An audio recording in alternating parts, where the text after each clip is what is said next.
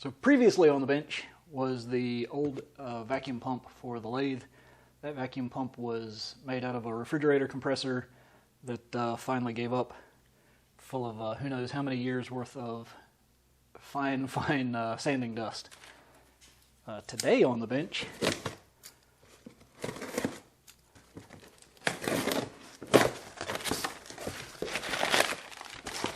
is eBay junk.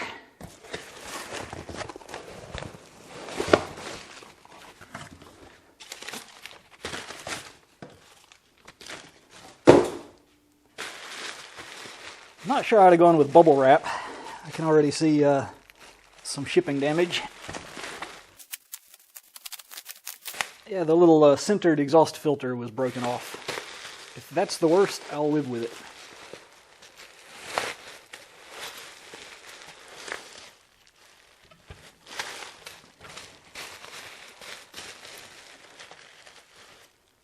That lives there. Bubble wrap was a poor choice. This is a Gast oilless vacuum pump. It'll put up with the abuse specific to the situation of this lathe quite a bit better. It was sold as not working scrap. However, it looked really good, and every single piece of equipment for sale on this particular vendor's site was being sold as not working scrap. That suggested to me that it was an inventory purchase that they didn't feel like testing. Let's pull the filters here. Okay, that filter, oh, there it is. That filter is almost perfect. Now these pumps are sometimes used in dental offices, so be cautious with whatever material may be on the filters. That filter's got some dust in it, so this pump has seen some use, but it's not all packed up with nastiness. In fact, that is carbon dust, so I don't want it to be breathing much more of it. That carbon dust is the veins of the pump. They do wear, but that much carbon dust suggests this is not as new as I was hoping. Now, it was sold as scrap not working, so let's see if that's entirely true or not. I'm going to put the filters back. Carbon dust filter goes on the output side.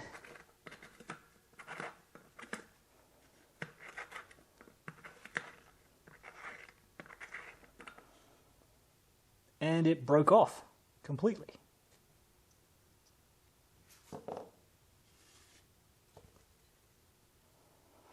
Okay.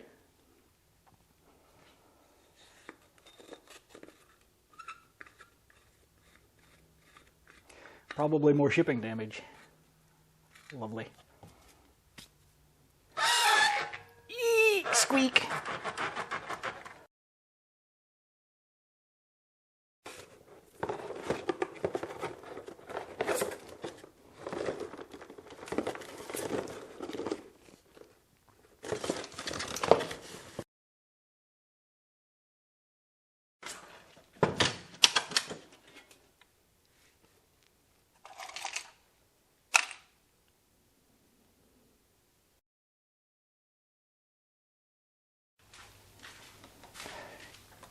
Here, have some electricity. Nope. Seized up solid. Okay, so they weren't lying when they said it was junk. Crap. Alrighty, so.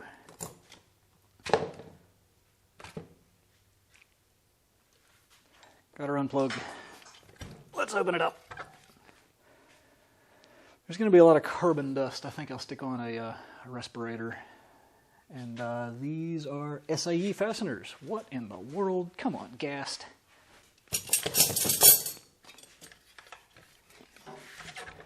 I think I paid about $200 for this, which is about half price for a working unit. Might have made a mistake. I really did think that this would probably work just fine. If the motor's bad, I can replace the motor for nothing. If the pump head is bad, I may have wasted some money.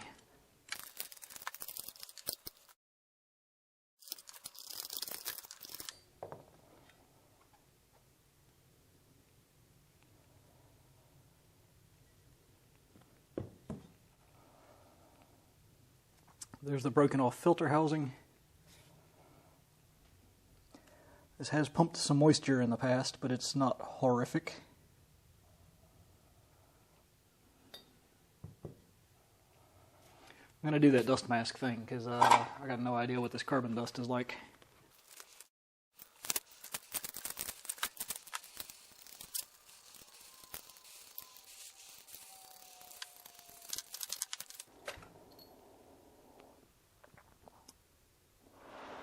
Yeah, that's a bummer.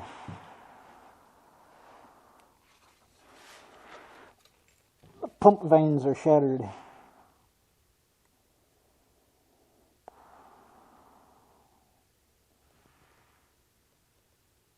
Let's get them out of here and take a look. More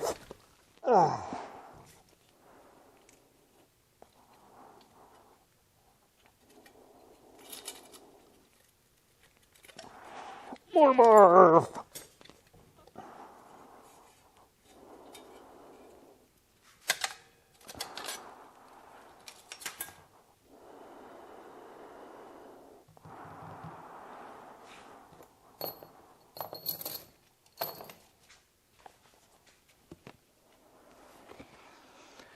Alrighty, this pump runs without oil, and to do that they use graphite pump vanes instead of a plastic or a metal pump vane. These are self-lubricating. I really wasn't sure how they were made when I was looking at them on the website. I wasn't sure if they had some fiber reinforcement in them or not. They don't. These are pieces of graphite. There might be some sort of binder in them as well. So this pump has a little bit of bluing here that might be overheat related. There's a little bit of scoring on the end of the rotor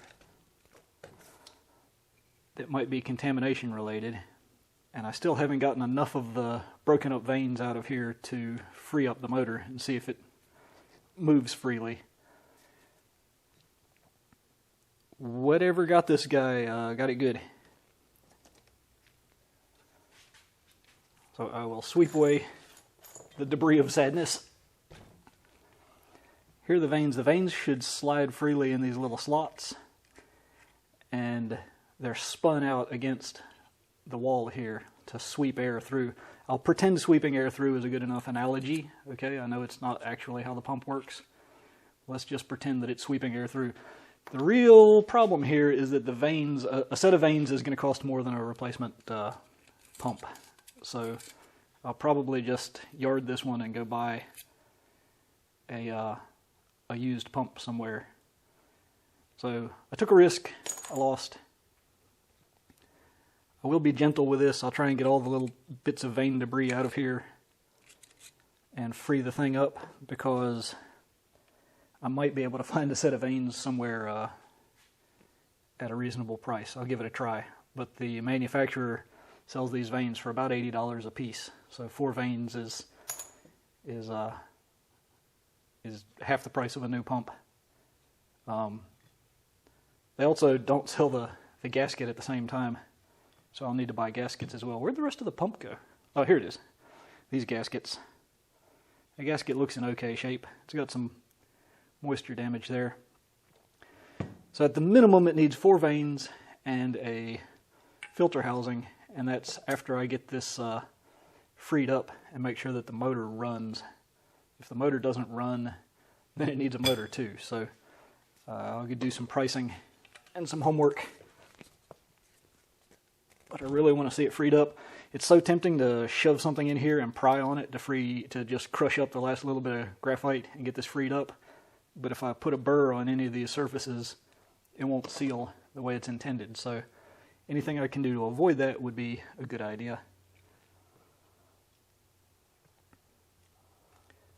There's a tiny bit of bluing way down in the bottom here too. So this is the cold side.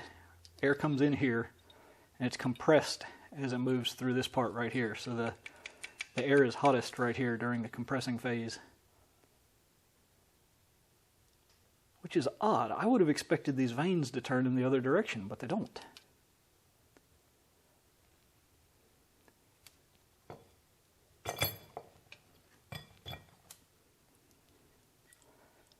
That is the exhaust side. It is the compressed side, which means that the vanes turn against these little slots. I would have just imagined they turn the other direction. Let's see if I can get that to move with something plastic. Or wood. I wonder if I can find some wood around here somewhere.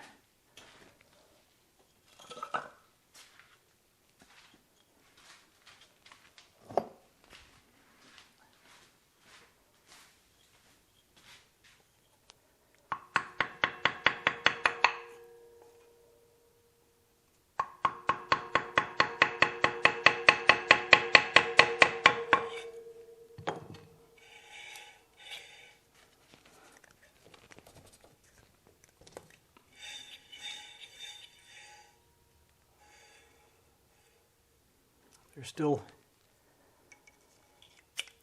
crunched up vein down in this one.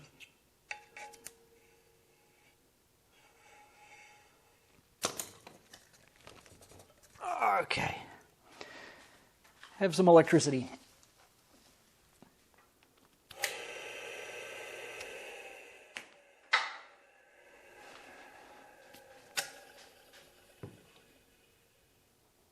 Alright, the motor's good, the pump housing is good, with the exception of some debris wear here, possibly crunched up vane debris.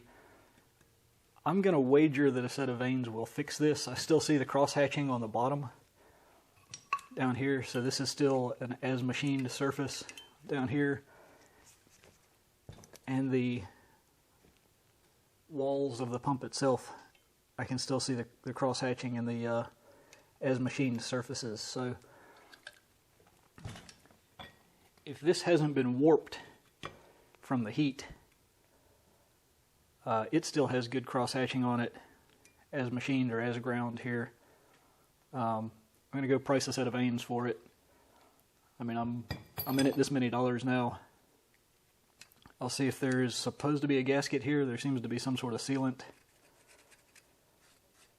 but there's no physical gasket here, no paper or anything, so somebody may have inspected this motor, or inspected this pump, and not bothered to put it back together with the gasket on it. I just want to make sure it doesn't need a gasket when I buy parts. I'd rather not pay shipping again. But yeah, I'm probably buying one of them. Might as well buy some new filters. Oh, that one's full of graphite. Might as well. Wow, there's more parts. Might as well buy some filter socks, the centered exhaust filter, and a set of carbon vanes, which there's not enough left really to show how these work, but they float in these little slots and are pressed out against the outside there. And for the sake of analogy, we'll say that they sweep air into this side. They actually physically compress air in a oh, I'm going to get in trouble. Is it adiabatic compression in this region? And then the compressed air has the opportunity to exhaust right here. There are no valves, there are no reed valves, there are no flappers. The air is admitted, compressed, and exhausted with no valving and no clunky, rattly parts. So this is really quiet. That's why they use them in dental offices and other things like that. The other thing it is, because it's not oil lubricated, this is reasonably impervious to intrusion of small amounts of foreign material. Dust sweeps through this fairly easily. Again, you don't want to. You want to have a good filter in there. You don't ever want to suck water down into this or whatever else you're pumping. But unlike an air conditioner compressor that is full of oil and gets contaminated with water as it runs, this just sweeps any water vapor right on out and ejects it. There's obviously evidence of some moisture ingress, but this would have probably come in on the airstream and fallen out when it hit. It might have been a warm airstream with water in it that fell out when it hit a cold surface in here. Either way, the exhaust side looks pretty good because it's generally going to be hotter, and the water is more willing to dissolve into the air and leave this side. So this is the intake side and the exhaust side here. Alright, bit bummed. I thought I was going to score a super cheap working pump. I'm going to have to go look and see if I can afford to throw any more money at this and get a set of vanes for it. I'm fairly sure a set of vanes fixes this, but if I can't find them cheaper than the factory price, I will probably just find another used pump and buy that. Let's see, the parts kit for the pump, the vacuum pump, has come in. Here are the blown up graphite blades from its previous life. I have new blades and new gaskets. I also have a problem because it says in the instructions to be very careful to install these with the bevels facing the right direction. It doesn't say which direction that is. So I'm going to get as much of the goo out of here as I can, the old chipped up vanes. And then I'm going to scrape the gaskets really well and then do my best.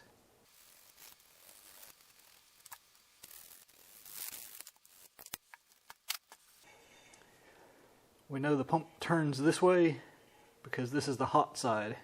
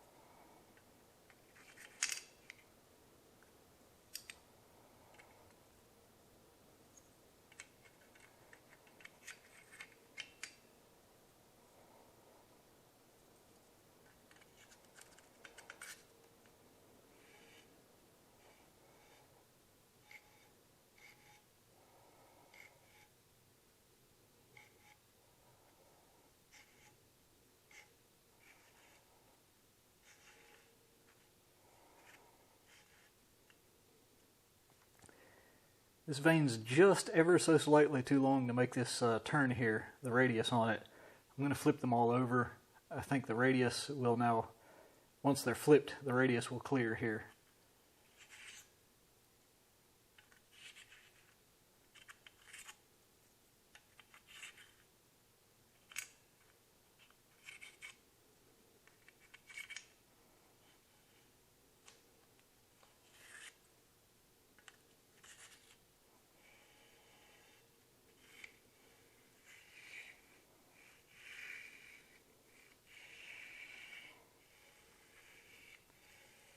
And that they do. So I'm going to assume this is the way the vanes go in because it's the only way they turn freely without crashing into the pump body.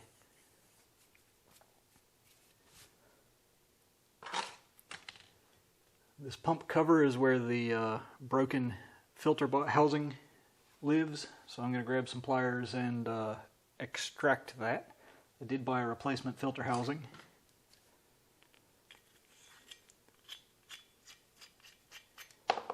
No worries, that was almost certainly broken in transit. Clunk clunk and phone rings.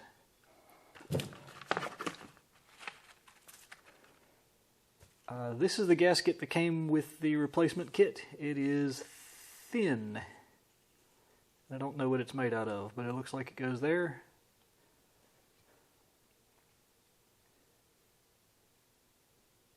We've got the hot side of the pump here, where the air has been compressed and is therefore hot, and the inlet side of the pump here, where the air is not compressed. We also know this is the exhaust side because the hole is smaller. Typically inlet sides of pumps have a larger opening because lower pressure flows more easily through a large opening. Probably the only reason both of these aren't large openings is to reduce exhaust noise on this. There might be another engineering reason that I haven't thought of here.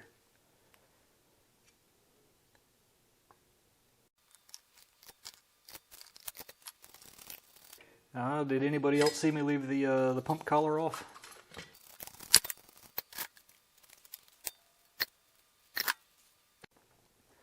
Nobody specified extreme cleanliness for the inside of this pump. The manufacturer of the pump sells a spray can of stuff that you can spray in here.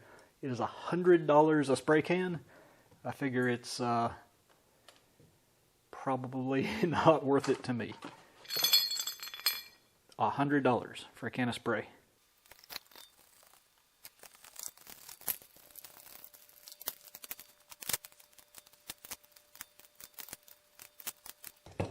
Alright, before I go any further, I want to make sure that the armature still spins.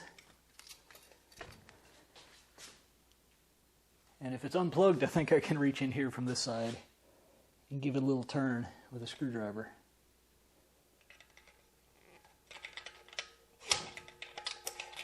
It does. It's not its favorite thing to do, but it does still spin.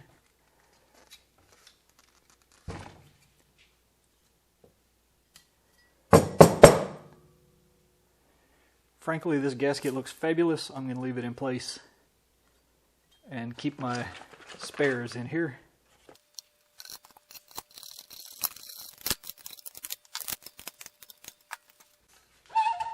Now I'll give it just the briefest little bump of power to see if it's willing to run. And I really think the only two choices here are it starts right up and runs fine and produces vacuum, or it absolutely shreds the new vanes and it's trash.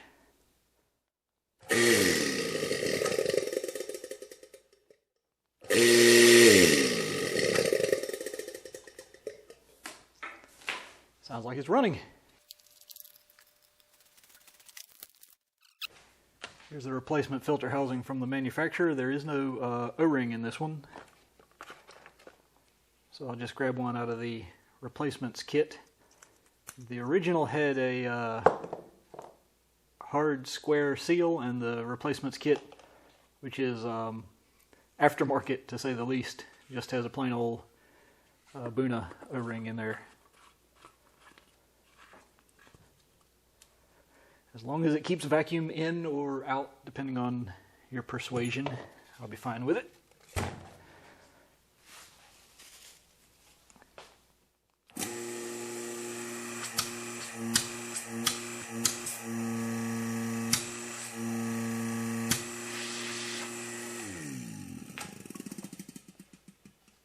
That thing moves some air. I had no idea how much air this would move. Now the question is to what quantity of vacuum, what pressure it moves the air. This is a broken exhaust filter, so I'm going to get rid of it.